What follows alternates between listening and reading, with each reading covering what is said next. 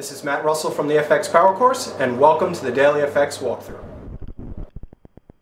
So here are the four pairs that I will be discussing this evening: the Euro Pound, the Aussie Kiwi, the Pound Swiss, and the Euro Swiss. So let's go ahead and pull up the charts. The first chart is the Euro Pound, and the trade setup that I mentioned during yesterday's report, which was based on this long wick right here. I was mentioning prices were just about at this point right here during the report, and I was mentioning how if prices would come up and give us a favorable risk reward entry, because again we'd be placing our stop above the high of that long wick, which is just below that 95 figure, and we can see the prices didn't get very close to it, but close enough for favorable risk reward. So hopefully you were able to get an entry there, placing your stop above the high of that wick. And if you're still in that trade, I would continue to hold at this point. If you're not in that trade, again, the same thing would apply. We're placing our stop above the high of this long wick right here and looking for an entry that would satisfy our own risk reward parameters. The next chart is the Aussie Kiwi. Not much has changed here. I've added some things to the chart here for the main part here,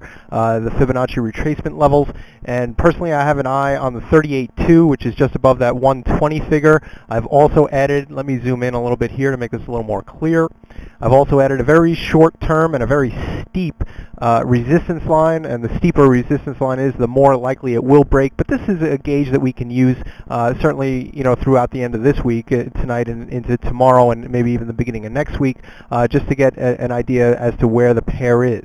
Ideally, just in my mind's eye, looking at this, if we can get a move down to that 38.2 at the same time staying beneath that resistance line, that could be a good target for a short trade if prices do come up to that resistance line, where we might look to enter on the short side, placing our stop back above the resistance line. The next chart is the Pound Swiss, and not much has changed here either. We have the simple support line. Prices did find resistance at that line. I was mentioning if you at home did find an entry near that line, we might take a portion of our profits and hold. The same thing would apply here. There's no imminent trade set up at this moment, but certainly if you did get an entry based on my reports at this resistance line, I would again take maybe half off the table and hold the other half moving forward. The next chart is the Euro Swiss, and not much has changed here either. This is a daily chart. All charts tonight were daily charts except the first chart, which was the Euro Pound, and that was an hourly chart, just to review. And here, just waiting for prices to come up and touch that resistance line. If we zoom in a little bit, I want to focus on a hammer candle that formed, which would be this candle right here, and that might be a little bullish development. A very short-term trade right here could be to look for an entry. And again, the way I personally look for trades is where I'm going to place my stop. So right now, looking at that hammer candle, I'm going to be placing my stop just beneath the low of that hammer candle, which is at the 52.72 area.